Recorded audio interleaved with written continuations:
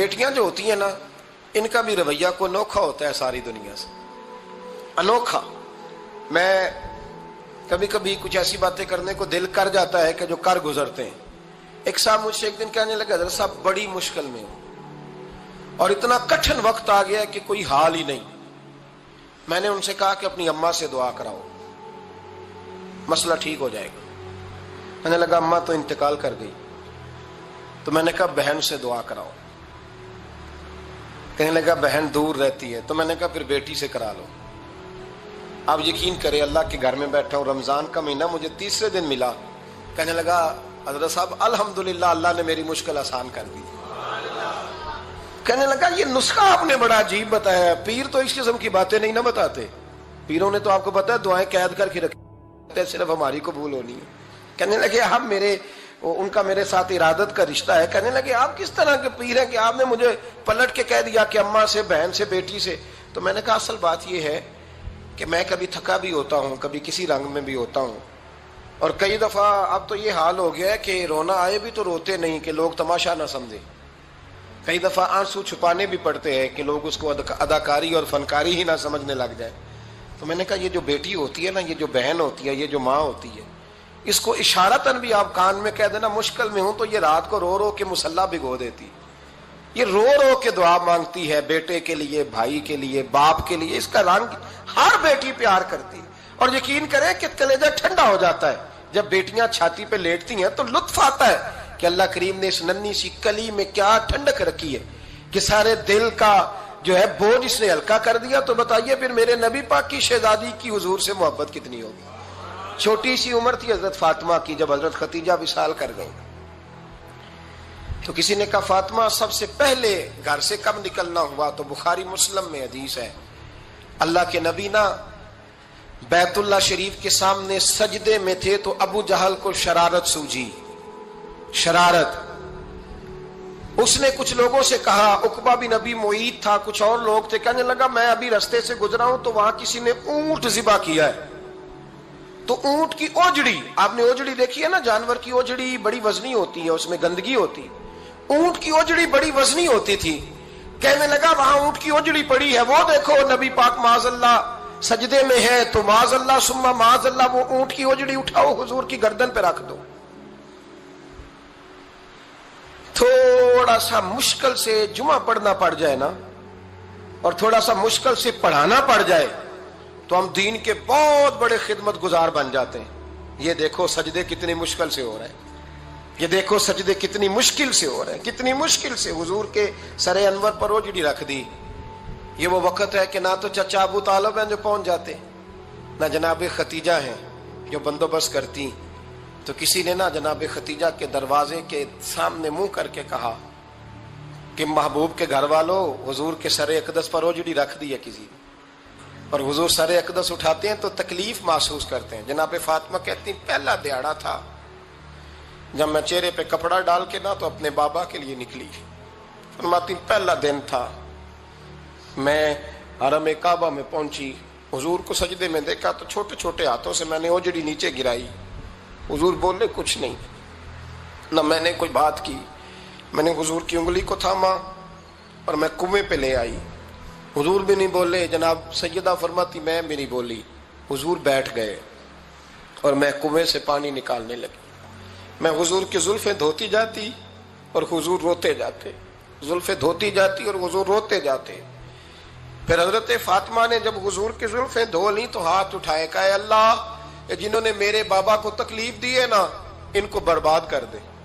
میں رات روایت پڑھ رہا تھا مشکات سے تو میں حیران ہو رہا تھا کہ یہ عجیب منظر ہے، یہ عجیب منظر ہے کہ جب طائف والے پتھر مارے اور نبی کریم علیہ السلام سے حضرت زید بن حارثہ کہ حضور دعا کریں یہ تباہ ہو جائے، تو نبی پاک کہ نہیں زید میں نے نہیں ان کے لیے تباہی کی دعا کرنی، یہ نہیں ٹھیک ہوتے تو ہو سکتا ہے ان کی نسلیں ٹھیک ہو جائیں۔ اور جب احد میں وہ لوگ پتھر مار کے دانت شہید کر دیں، حضرت ابوبکر صدیق جیسی ٹھنڈی طبیعت کا آدمی عرض کرے حضور دعا کریں یہ تباہ ہو جائے، تو حضور نے فرمایا اللہم اہد قومی فإنہم لا یعلمون، یا اللہ میری قوم کو ہدایت دے، یہ جانتے نہیں یہ کیا کر رہے ہیں۔ حضور نے کبھی بھی کسی کے لیے دعائے ضرر نہ فرمائی، لیکن آج یہ عجیب منظر ہے، شاید یہ واحد وہ وقت ہے کہ جناب فاطمہ الزہرا نے جب کہا نا کہ اے اللہ انہیں برباد کر دے جنہوں نے آج میرے والد کو تکلیف دی ہے، حضرت فاطمہ کی دعا سن کے تو حضور نے بھی ہاتھ اٹھائے، کہا اے اللہ جیسے میری بیٹی کہتی ہے نا ویسے ہی کر دے، اللہ کر دے انہیں برباد، فاطمہ جیسے کہتی ہے ویسے، اللہ کرے آپ کو سمجھ آئے میری بات کی کہ وہاں جہاں شدید تکلیف دی گئی وہاں حضور نے کسی کے لیے ایسی دعا، اور یہاں فرمایا اللہ جیسے فاطمہ کہتی ہے ویسے، اللہ اکبر۔ حضرت عبداللہ ابن مسعود کہتے ہیں کہ وہ دعا بھی میں نے سنی، اور پھر میں نے ان سب لوگوں کو جن کے لیے جناب سیدہ نے دعا کی تھی ان سب کو پھر میں نے بدر میں کٹتے ہوئے بھی دیکھا، میں نے ان کی لاشوں پر گھوڑے چلتے ہوئے بھی دیکھے، پھر میں نے دیکھا کہ صحابہ انہیں گھسیٹ کر کنووں میں ڈال رہے تھے، میں غور سے دیکھ رہا تھا اور ان کے چہرے پہچان رہا تھا، تو مجھ سے کسی نے کہا عبداللہ تم کیا غور کر رہے ہو؟ تو میں نے کہا میں غور کر رہا ہوں یہ وہی ہیں سارے جن کے لیے سیدہ فاطمہ نے دعا کی تھی کہ یہ برباد ہو جائے، یہ وہی ہے میرے رسول کریم علیہ السلام کی ہر تکلیف کو جناب فاطمہ نے اپنی تکلیف سمجھا، ہر تکلیف کو۔ جب انسان کے دائیں بائیں کچھ لوگ ہوتے ہیں نا اس کے دکھ بھی سمجھنے والے، سکھ سمجھنے والے لوگوں کی تعداد لمبی چوڑی ہوتی ہے۔ ہمارے زمانے میں ہمارے ہر آدمی کے ساتھ ذاتی مطالبات ہیں، ذاتی، تو جب تک وہ میرا مطالبہ پورا کرتا رہتا ہے میرا اس سے پیار رہتا ہے، اور جب وہ میری خواہشات پوری کرنی چھوڑ دیتا ہے پھر میرا اس سے کوئی رشتہ نہیں رہتا۔ میرے عزیز حضرت فاطمہ الزہرا کا کمال یہ ہے کہ انہوں نے میرے محبوب کا دکھوں میں ساتھ دیا، حضور کی تکلیف پر وہ تکلیف میں آتی، پریشان ہوتی۔ یہاں سے بات چلی 4-5 سال عمر مبارک تھی، حضرت فاطمہ کی کل عمر 29 سال ہوئی ہے، 15 سال یا کچھ زیادہ آپ کی عمر تھی جب حضور نے بیاہ کر دیا تھا۔ ہم لوگ سمجھتے ہیں کہ شاید اب آپ 30 سال کے بچے کو کھڑا کر کے کہیں کہ دین کی کوئی بات کر، کوئی تکلیف برداشت کر، تو کہتے ہیں میں تو ابھی بچہ ہوں، یعنی 29 سال کی عمر ہوئی ان کی۔ چلیں جس نے زیادہ لکھی ہے اس نے 32-33 لکھ دی ہوگی، 40 تک کوئی بندہ نہیں گیا، لیکن میں جس روایت پر زیادہ اعتماد کرتا ہوں ان راویوں نے 29 سال عمر حضرت فاطمہ کی، اور ڈھیر سارے محدثین نے لکھی۔ یارو حیرانگی کی بات ہے نا، اس 29 سال کی عمر میں انہوں نے حضور کا بھی کھول کے ساتھ دیا، مولا علی کا گھر بھی پورا آباد کیا، اپنے شہزادوں کی تربیت کر کے میدان کربلا بھی سارا سجا دیا، دنیا کا انقلاب برپا کر دیا 29 سال کی عمر میں۔ کام کرنا ہو تو سال تھوڑے بھی بڑے ہوتے، اور نہ کرنا ہو تو پھر تو 80 سال کے بچے بھی میں نے دیکھے ہیں۔ بزرگ مجھ سے ناراض نہ ہو جائیں، اللہ مجھے بے ادبی سے بچائے، میں صحیح کہہ رہا ہوں، میں نے 80 سال کے بچے بھی، آپ نے بڑے تب ہونا ہے جب آپ نے نفسیاتی طور پہ بڑے ہونا ہے، لیکن آپ کی عمر ہو گئی ہو 70 سال لیکن تصویروں کی خواہش ابھی بھی نہ جاتی ہو، ابھی بھی پروگرام بنتا ہو کہ کوئی بندہ مل جائے تو بریانی کھانے جائیں لاہور، ابھی بھی آپ اس سے نکلے نہ ہو، اس کیفیت سے ذوق شوق ابھی وہی ہو، اس کا مطلب یہ ہے کہ قد بڑا ہوا، عمر بڑی ہوئی، لیکن ذہنی اور نفسیاتی طور پر وہ پختگی نہیں آئی جس کی ضرورت تھی۔ ہمیں ذہنی طور پر پختہ ہونا چاہیے۔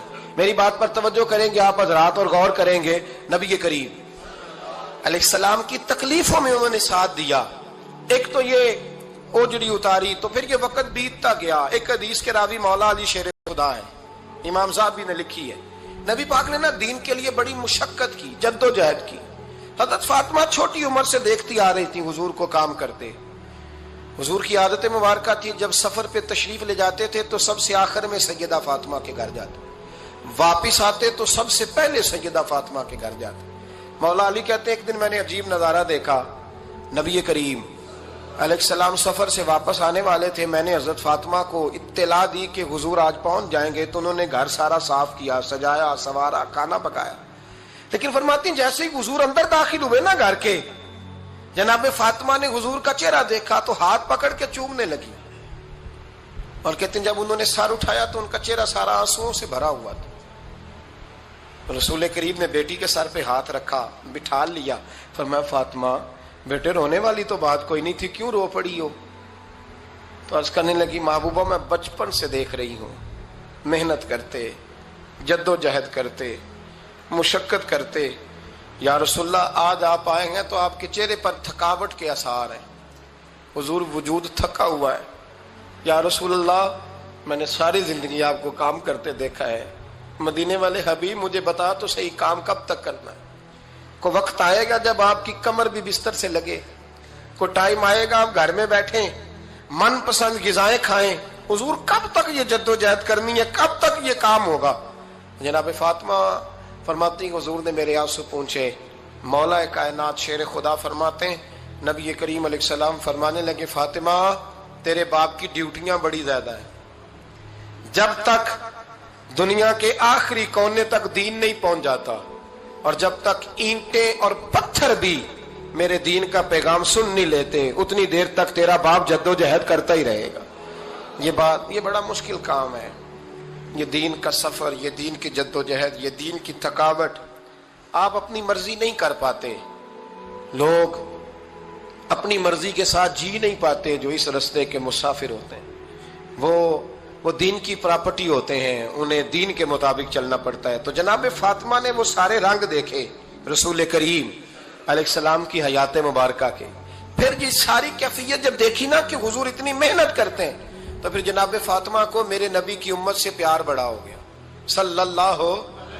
سمجھیے گا اس بات کو، امت مسلمہ سے حضرت فاطمہ کو بڑا۔ امام حسن کہتے ہیں میری اماں سارے کام کرتی تھی گھر کے، اب تو شہزادے ہیں نا ہمارے بچے، کام اور بچی، یعنی بچی میکے سے واپس آتی ہے تو سب سے بڑا دکھڑا یہ سناتی ہے کہ وہ کام بڑا کراتے ہیں، یہی ہے نا دکھڑا؟ ہاں نہ تو کریں، سب سے بڑا دکھڑا کیا ہے؟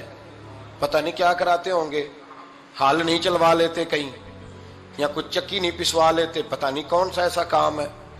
اور آپ ناراض نہ ہو جانا، میں بھی بیٹی کا باپ ہوں، میں بھی بہنوں کا بھائی ہوں، میں بھی اس بات کو سمجھتا ہوں، لیکن ایک بات ذہن میں رکھنا کہ یہ بات نہیں ہے کوئی کرنے والی کہ سارے بچی کے ماں باپ جمع ہو کے پہنچ جاتے ہیں ہماری بچی جی کام بڑے کرتی ہے۔ 4 بھائی تھے، ایک بہن تھی، چلو بہن فوت ہو گئی تو اس کے بچوں نے مقدمہ کر دیا کہ ہماری اماں کا حصہ دو، تو چاروں بھائی جا کے بیان الفی دے آئے جج کے سامنے، ہماری بہن ہی کوئی نہیں، بیان الفی دے آئے معاذ اللہ، بہن ہی کوئی، کس لیے؟ مال کے لیے، دولت کے لیے؟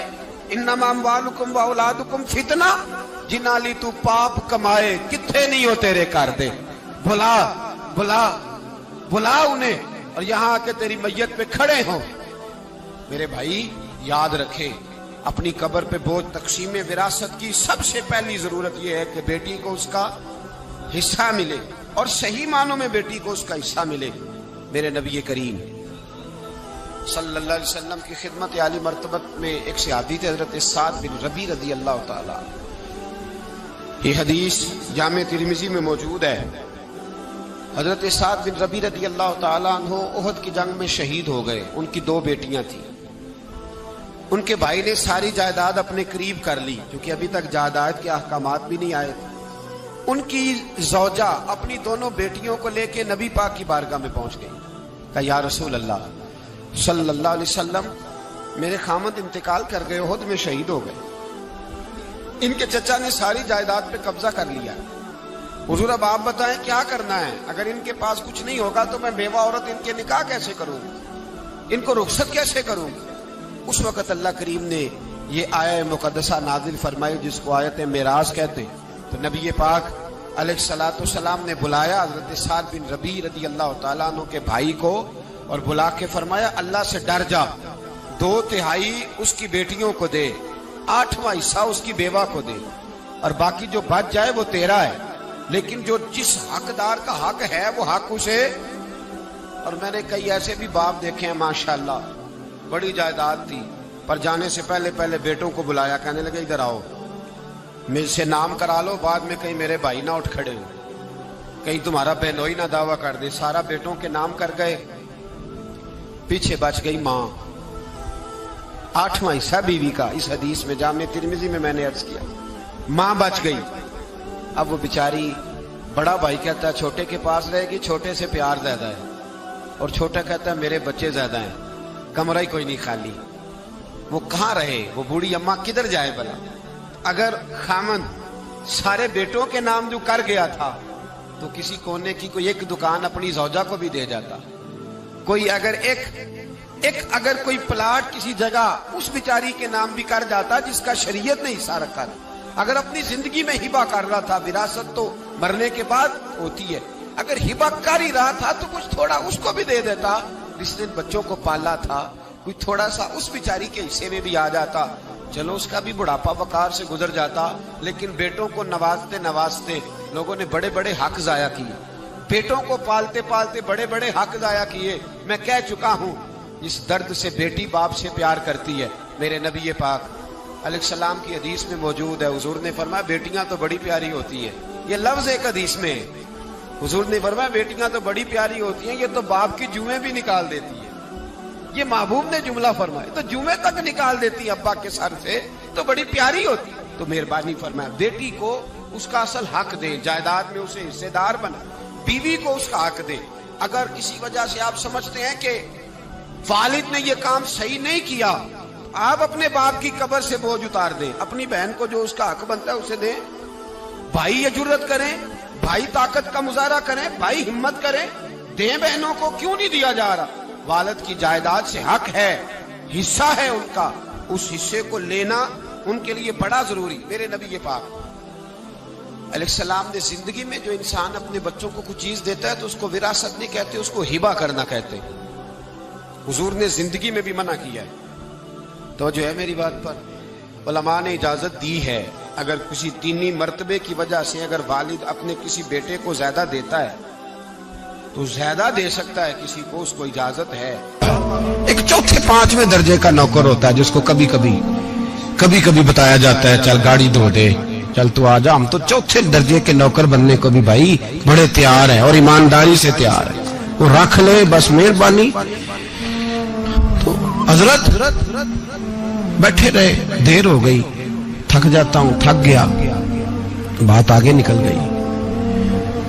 اب بیٹھے تھے تو تنہائی تھی، مجمع ہوا نا، جب مجمع بار محفل پہ حضرت ہمیں نہیں ملے، بار سیدھے مجلس پہ کئی سالوں کے بعد ملاقات ہوئی۔ چر ہویا مینو ترلے لیندے کدی موڑ میرے ول واگاں، خواب میری ایک وار جہاں میں میں ساری عمر نہ جاگاں۔ دیر ہو گئی، میں بڑا ترسا ہوا بیٹھا تھا، کئی گھنٹے بیت گئے، بیٹھے رہے۔ مرضی ہے نا جی، یہی رس بولے تو دی مہربانی۔ تو دیر کے بعد جب وہاں پہنچے نا اسٹیج پہ سامنے حضرت کے پاس، حضرت سٹیج پہ آ گئے تو میری طبیعت ہے کہ میں جب اپنے شیخ کے پاس بیٹھتا تھا تو سب سے پیچھے بیٹھنے کی کوشش کرتا تھا، اس لیے کہ بڑھ بڑھ کے آگے ہونا کمال نہیں، کو پکڑ کے آگے کرے تو پھر بھی تھوڑی سی نوکری قبول ہونے کی بات سمجھو۔ پیچھے بیٹھ گئے ہم لوگ، میں بھی اور ابرار بھی، ہم پیچھے بیٹھ گئے۔ اب وہاں علماء اور مشائخ کا ڈھیر لگا ہوا تھا۔ حضرت کی نظر بظاہر خاصی کمزور ہے، لیکن جب بیٹھے تو میرے ساتھ موجود تھے، آپ گواہی لے سکتے ہیں، حضرت نے فوراً نقیب محفل سے کہا کہ وہ پیچھے بیٹھا اسے تو آگے بلاؤ۔ اور میں جب اٹھا نا تو آپ یقین کریں میرا دل کرتا تھا پھاڑ ڈالوں کپڑے اور میں یہاں لوگوں کو بتاؤں کہ بے خبر ہو جو غلاموں سے واقعہ کیا ہے۔ ہم لوگ آگے گئے اور جب میں اسٹیج پہ ان کے قدموں میں بیٹھا تو مجھے کہنے لگے بچے کو بھی بلاؤ جس کو ساتھ لائے۔ اور جب میں بیٹھا، ایمانداری کی بات، میں نے سلام لی کان میں نے کہا حضور طبیعت کیسی ہے؟ فرمانے لگے تو جب سے آیا ہے مجھے تب سے پتا ہے تو بیٹھا ہے، تو جب سے آیا ہے مجھے تب سے پتا ہے، اب کل واپس چلے جانا اور جا کے وہاں دین کی نوکری کرنا، تو جب سے آیا ہے مجھے تب سے۔ مجھے فرمانے لگے کہ تو جب سے آیا ہے نا مجھے تب سے پتا ہے، جاؤ نوکری کرو۔ اور ایک جملہ کبھی نہیں بھولتا، فرمانے لگے میں تو تمہارے ساتھ ہی ہوتا ہوں۔ بس بات ختم ہو گئی، معاملات حل ہو گئے۔ باتیں بڑی ہیں، جو کروں تو کیا کروں، کہو تو راز حیات کہہ دوں، حقیقت کائنات کہہ دوں، وہ بات کہہ دوں جو پتھروں کے دلوں کو بھی پاش پاش کر دوں۔ مجھے ایک شخص کہنے لگا ہر اسٹیج پہ چھائے ہوئے نظر آتے ہو۔ میں نے کہا کیا کروں، سب سے پیچھے بیٹھا ہوتا ہوں، سب سے پیچھے، لیکن وقت کا غوث اٹھا کے جس کو اسٹیج پہ بٹھائے اسے پیچھے کون بٹھا سکتا ہے؟ ہم وہ جڑیاں گڈیاں اب پہ اڈیاں، ہم نے ان کی زندگی میں رانائی دیکھی ہے، غریب پروری دیکھی ہے۔ میں اتنا بڑا نذرانہ نہیں کبھی ان کو دے سکا، मैं किसान का बेटा हूँ, मैं तो अभी 9th क्लास में था, मेरे अब्बा जी पर्दा कर गए थे। मैंने बड़ी गुर्बत में वक्त गुजारा है, लेकिन मुझे उनके अरब और खरब पति मुरीद है। खरब वहाँ लोग करोड़ों रुपया लेके लाइनों में खड़े होते हैं। मैं गरीब बाप का बेटा और मुस्तार जिंदगी, लेकिन मैंने उन्हें इज्जत देते देखा है। मैंने देखा है वो गरीब बुलाने वाले, वो प्यार करने वाले। मैंने उनकी गरीब, लोग कहते हैं मेरा पीर गरीब नवाज है, और कसम अल्लाह की मेरा पीर गरीब नवाज है। मैंने गरीब नवाजी देखी है, मैंने वो रंग देखा है, मैंने वो जलवा देखा है। उनके नरगसी होंठ जब कभी कभी मेरे पेशानी का बोसा लेते तो मुझे यूं लगता कि अल्लाह ने जितनी खुशबू दुनिया में रखी थी, मेरे शेख ने सारी मेरे वजूद के अंदर उड़ेल दी। बरेली से जब मेरी वापसी थी और मैं पलट रहा था, तो मैं मुलाकात करने गया। मेरी तबीयत में ये रानाई थी कि खुदा खैर करे, मैं पलट रहा हूं। मैं मुलाकात करके जब वापस बाहर आ गया, मेरे साथ एक शख्स था, तो मुझे फिर बुलाया। और जब मैं दोबारा अंदर गया तो मुझे अपनी जेब से कुछ रुपए निकाल के दिए। फरमाने लगे ये खर्च है आने जाने का, और कभी महसूस न करना। मुझे वो सब लोगों के बीच में देते तो मेरे लिए एजाज था, लेकिन मेरे जैसे गरीब को नवाजना भी और उसकी इज्जत का भी ख्याल करना, ये मकाम, ये रंग, मेरे पास करोड़ों बातें हैं। बल्कि मैं साफ कहूंगा कि उन्हीं की महफिल सवारता हूँ। चिराग मेरा है रात उनकी, मैं उन्हीं के मतलब की कह रहा हूँ। जुबान मेरी है बात उनकी। लोग अपने अब्बे की गद्दी पे बैठ के बड़े लोग होते हैं, लेकिन मैंने बताया कि मेरे अब्बा जी किसान थे। किसी बड़ी गद्दी से ताल्लुक नहीं, मैं किसी जमात में कभी नहीं गया, कोई सहारा नहीं लिया। मस्जिद भी वो है जहां जब मैं आया था तो 3 लोग नमाज के लिए होते थे, तो कभी तीसरा ढूंढना पड़ता था। जितने जलवे, जितनी रानाइयां, जितना हुस्न, जितनी ताजगियां, और मेरे अजीजों के चेहरों पर ये जो नूरानियत का हुस्न आपको नजर आता है ना, ये मेरे हजरत की होंठ से निकली हुई सिर्फ एक दुआ का सदका है। सिर्फ एक दुआ का सदका है, सिर्फ एक दुआ का सदका। तो भाई वो कभी कभी ये शेर पढ़ते हैं ना मेरे अजीज, तो वो मेरे लिए पढ़ते हैं, मेरे लिए शेर पढ़ते हैं कि जेकर साई वसाउन कुछ अजियां नू फिर केड़ा माई दा लाल उजाड़ सकदा है। जेकर साई वसाउन कुछ अजियां फिर केड़ा माई दा लाल। ताकत है किसी की, हमारे सामने भी कोई खड़ा हो सकता है, कोई बातल कोई हमारे सामने भी खड़ा हो सकता है। आप यकीन करें जितना दम खम अल्लाह ने मेरे शेख की वजह से हमारे सीने में रखा है, जहाँ हम होते हैं वहां हम ही होते हैं। हमने कोई सहारा नहीं लिया जिंदगी में, किसी का नाम लेके अपने आप को ऊंचा नहीं किया। बस ये तेरी नजर का कमाल है और मेरी जिंदगी का सवाल है। और उस नजर पे मैंने कहा मरेंगे तो कफन पे भी नाम लिखाएंगे, और मरेंगे तो कब्र पे कतबा भी तेरे नाम का लिखाएंगे, और यही जलवे लेकर के इंशाल्लाह जाएंगे, इसी नाम से पहचाने जाएंगे। और इंशाल्लाह वहां भी गुलामों का रंग निराला ही होगा। बातें हो ही नहीं सकी, भी तो एक पहलू खुला है, अभी तो दफ्तर पीछे पड़े। इंशाल्लाह फिर एक नशिस्त रखूंगा, उनकी बातें फिर छेड़ूंगा, और ये बातें होती रहेंगी इंशाल्लाह ताला। मुझे लोग पूछते हैं हर तकरीर में कहते हो मेरे हजरत फरमाते हैं, तो मैंने कहा क्या करूं, मैं तो फरमाता ही नहीं। आप यकीन करें तैयारी कोई करता हूं, जुम्मे में तकरीर कोई और हो जाती है, वहां कुछ और, किताबें कुछ और देख के आता हूँ, यहाँ कुछ और हो जाती है। फिर समझ आती है कि तू बोलने वाला है ही नहीं, कोई और है जो तुझे सबक पढ़ाता है, जो तुझे कहता है इस तरह करके बात कर, इस तरह करके। एक शख्स मुझे नार्वे से रात फोन कर रहा था, कहने लगा हजरत साहब आपकी बातें मेरे सीधे दिल में लगती हैं, और यहाँ बैठ के सही हो गया हूँ, फेसबुक पे सुन के वजह क्या है। मैं कहते मैंने भी नहीं ना पता, मुझे पता हो तो मैं बताना दूं, ये मुझे नहीं पता भाई, मुझे क्या खबर कहाँ ये मस्जिद जो कहाँ दुनिया से भी दूर है, और कहाँ नार्वे, और कहाँ लंदन, और कहाँ सारा जमाना, और कहाँ ये दुनिया, हमें नहीं पता। बस इतनी बात है कि माली दा कम पानी देना, फल कच्चे होन या पक्के, तो पीर मुरीदां दे सिर ते ही रहिंदा है, झूठे होन या सच्चे, ये पक्की बात है, ये कन्फर्म बात है। اور مجھے تو کبھی کبھی لگتا ہے وہ صرف میرا ہی خیال نہیں رکھتے، جو مجھ فقیر سے جو وابستہ ہیں ان کا بھی بڑا خیال رکھتے ہیں۔ کئی دفعہ مجھے اپنے کئی عقیدت مندوں مریدوں کے پیچھے ان کے جلوے نظر آتے ہیں، مجھے ایسے لگتا ہے جیسے چھا گئی ہے ان پر میرے حضرت کی نورانیت، مجھے رنگ نظر آتا ہے اپنے درویشوں میں ان کے حسن کا۔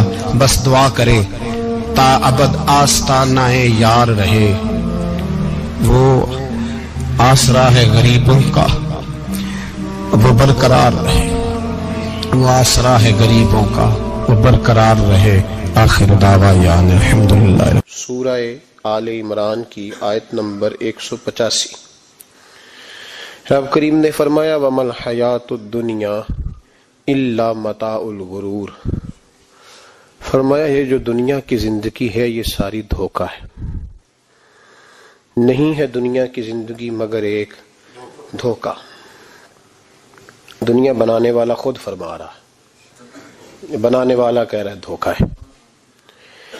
دنیا کو اللہ تعالیٰ نے عمل کی جگہ بنایا ہے، دار الاسباب بنایا ہے، نیکی کرنے بھیجا ہے، حقوق العباد ادا کرنے ہمیں بھیجا ہے، یہاں بیٹھ کر اپنی جنت کی تیاری کرنے کے لیے بھیجا ہے، دوزخ کی آگ کو ٹھنڈا کرنے کے لیے بھیجا ہے۔ یہ جو مزاج امت مسلمہ نے اپنایا ہے کہ دنیا جمع کرنا، دولت اکٹھی کرنا، اپنی زندگی کی دوڑ پیسوں سے شروع کرنا اور پیسوں پہ ختم کرنا، اس کو پسند نہیں کیا نہ اللہ نے نہ اللہ کے رسول صلی اللہ علیہ وسلم۔ رزق حلال کمانے کو عبادت کہا، لیکن مقصود رزق حلال نہیں، مقصود اللہ کی ذات ہے، مقصود اللہ کے رسول صلی اللہ علیہ وسلم کی ذات ہے۔ ہمارے ہاں بڑی ترتیب کے ساتھ یہ چیز نسل در نسل منتقل ہو رہی ہے کہ پیسہ کیسے جمع کرنا ہے۔ بچہ بڑا سیٹ ہے جی، کس طرح سیٹ ہے؟ کہتے ہیں ڈھیر سارے پیسے کماتا ہے، امپورٹ ایکسپورٹ کا بزنس ہے، مال بھیجتا بھی ہے، منگاتا بھی ہے، بڑا سیٹ ہے۔ تو بچے سے پوچھا بیٹے تیرا کیا حال ہے، تو سیٹ ہے؟ کہتا بڑی تکلیف میں ہوں، سوتا بھی ہوں تو کانوں میں فون کی گھنٹیاں بجتی رہتی، آزمائش کا شکار ہوں، صبح و شام تکلیفوں میں وقت بیتتا ہے۔ یہ کس طرح کا سیٹ ہے بچہ؟ ہماری منصوبہ بندی ہوتی ہے کہ بچے کو ایسی جگہ لگانا ہے جہاں سے وہ جھاڑو کے ساتھ پیسے اکٹھے کر سکے۔ کیسے وہ سیٹ ہوگا؟ کس طرح کر کے نظام چلے گا؟ رزق حلال کمانے کو حضور صلی اللہ علیہ وسلم نے عبادت کا درجہ دیا ہے۔ نبی پاک صلی اللہ علیہ وسلم نے حقوق العباد ادا کرنے کو بھی اللہ کے قرب کا ذریعہ بنایا ہے، اور میں نے عرض کی کہ یہ تو صرف منزل نہیں ہے، یہ تو راستہ ہے، یہ تو سفر ہے۔ جو لوگ سفر کوئی منزل بنا لیتے ہیں وہ نادان ہوتے ہیں۔ نبی کریم سید عالم صلی اللہ علیہ وسلم کی خدمت میں عرض کیا گیا کہ یا رسول اللہ صلی اللہ علیہ وسلم کچھ لوگ کہتے ہیں ہم شادی نہیں کریں گے، گھر نہیں بسائیں گے، بچے نہیں پیدا کریں گے، ہم صرف عبادت کریں گے، دن کو روزہ رکھیں گے، رات کو نفل پڑھیں گے، کوئی نکاح نہیں کریں گے، کچھ نہیں کریں گے۔ تو نبی پاک صلی اللہ علیہ وسلم نے فرمایا ان سے کہو کہ تمہارے لیے بہترین زندگی وہ ہے جو میں نے تمہارے سامنے گزاری ہے۔ میں آرام بھی کرتا ہوں، نکاح بھی کرتا ہوں، عورتوں کا حق بھی ادا کرتا ہوں، میں اپنے بچوں کی دیکھ بھال بھی کرتا ہوں۔ فرمایا تم پر تمہارے خدا کا اگر حق ہے تو تمہارے نفس کا بھی تم پر حق ہے، تمہاری آنکھ کا بھی حق ہے، وہ آرام کرنا چاہتی ہے۔ یہ ساری ترتیب ہمیں نبی پاک صلی اللہ علیہ وسلم نے دی، لیکن ہمیں فرمایا کہ مقصود تمہارا خدا ہے، مقصود تمہارے رب کی رضا ہے، تمہارے نبی پاک علیہ السلام کی غلامی تمہاری منزل ہے۔ اتنا لمبا چوڑا معاملہ جو فقط دنیا کا ہم نے بنا لیا ہے، اور پھر اس دنیا اصل جو محبت ہے نا، وہ بیس جو ہے وہ دولت کی محبت ہے، رشتے دولت کے، ناطے دولت کے، تعلقات دولت کے، سلام دعا دولت کی۔ میرے محبوب علیہ الصلوۃ والسلام نے فرمایا حب الدنیا رأسۃ کل خطیئہ، یہ جو دنیا کی محبت ہے نا یہ ہر گناہ کی جڑ ہے۔ جب انسان دنیا کی دولت سے پیار کرنے لگ جاتا ہے پھر وہ قتل بھی کرتا ہے، پھر وہ ظلم بھی کرتا ہے، پھر وہ زیادتی بھی کرتا ہے، پھر وہ حرام بھی کھاتا ہے، پھر وہ یتیم کو بھی لوٹتا ہے۔ پھر بیوہ کا مال کھانا بھی اسے پریشان نہیں کرتا، پھر کروڑوں روپیہ ہضم کر لیتا ہے، لکڑ پتھر ہر چیز اس کو ہضم ہونے لگتی ہے۔ اصل بات یہ ہے کہ اسے محبت دنیا کی دولت سے ہو گئی ہے۔ ایک بزرگ کے پاس ایک نوجوان آیا، اس نے کہا حضرت جی میرا نماز میں دل نہیں لگتا۔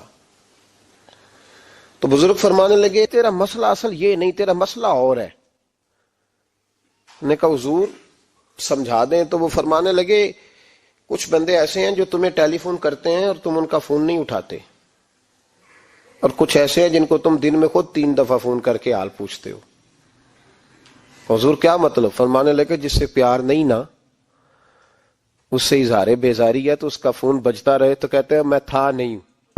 سجنا دے مار مکایا تے میں اتھرو بن کے ڈل گئی، ایک مایا تیری یاد نہ بھول دی، باقی ہر شے جگ دی بھول گئی۔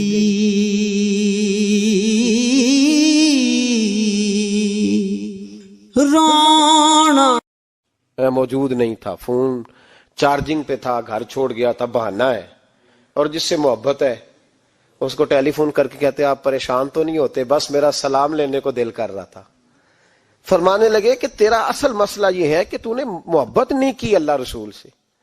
اگر تیرا خدا رسول سے پیار ہوتا تو یہ جملہ کیسے آتا کہ نماز کو دل نہیں کرتا؟ پھر تو تیرا تہجد کو بھی دل کرتا، پھر تو تیرا ہر وقت قرآن پاک سینے سے چمٹائے رکھنے کو دل کرتا ہے، اس لیے کہ تیرا مقصود اللہ کی ذات ہوتی۔ چونکہ مقصود دنیا داری ہے، مقصود دولت بنا لیا معاذ اللہ، مقصود ایک رنگ بنا لیا ہے، اس کا نقصان قوم اٹھا رہی ہے۔ نقصان رشتوں میں، نعتوں میں حسن نہیں رہا، پیار نہیں رہا، ترتیب نہیں رہی۔ ایک ناروے سے دوست نے فون کیا، مجھے کہنے لگے آپ بڑی تقریریں کرتے ہیں، کوئی ہمارے حق میں بھی کر دو۔ تو میں نے کہا کہ آپ کو کیا ہے؟ کہنے لگے آپ پردیسیوں کی مجبوریاں نہیں سمجھتے۔ میں نے کہا کیا ہوا؟ کہنے لگے حضرت جی شکوہ ہے کہ ہمارے اپنے ہمیں جب بھی فون کرتے ہیں وہ یہ نہیں پوچھتے کہ شام کا کھانا کھایا ہے کہ نہیں کھایا، وہ کہتے ہیں شادی آ گئی ہے تو جلدی کرو، پیسے بھیج دو، فٹافٹ کرو۔ کہتے ہیں کبھی کسی نے ہم سے ہمارا حال ہی نہیں پوچھا، کبھی کسی نے یہ غور ہی نہیں کیا کہ وہ پردیس میں گیا ہے، اور انشاءاللہ پردیسی کوئی بھی نہ تھی وے ککھ جنا تو پارے، تاڑی مار اڑانا باہو اسی آپ ہی اڈن ہارے۔ تو تیار بیٹھے ہیں، حال ہی کوئی نہیں پردیس میں۔ یہاں حال یہ ہے کہ جو فون کرتا ہے، ایک بزرگ کہنے لگے کہ 22-23 سال دیے ہیں پردیس کو، تو اپنی ہی بیوی کو فون کیا ہے کہ اب نہیں ہوتا، گھٹنوں میں درد رہتا ہے، کمر کمزور ہو گئی ہے، اب میرا دل کرتا ہے گھر آؤں اور میں اپنے گھر میں بیٹھ کے بچوں کے بیچ بیٹھ کے روٹی کھاؤں۔ اعصاب کمزور ہو گئے ہیں، دل کی دھڑکن تیز رہتی، پتہ نہیں کب وقت آ جائے۔ تو کہتے ہیں میری بیوی جسے میرے دکھ سکھ کا ساتھی ہونا چاہیے، وہ کہتی ہے چلیں 3-4 سال اور لگا لیں پھر آ جانا۔ وہ بھائی کیا اس شخص کے ساتھ کیا تعلق ہے؟ اس کا بھائی اسے فون کرتا ہے تو کہتا ہے میں پیسے دے دوں گا، جب آؤ نا تو ایک موبائل ضرور لے آنا۔ اس کو لوگ فون کرتے ہیں، رابطہ کرتے ہیں کہ جناب وہ ایک چھوٹی سی چیز، وہ میں پیسے دے دوں گا، تو پیسے دینے ہیں تو یہاں سے کون سی چیز نہیں ملتی؟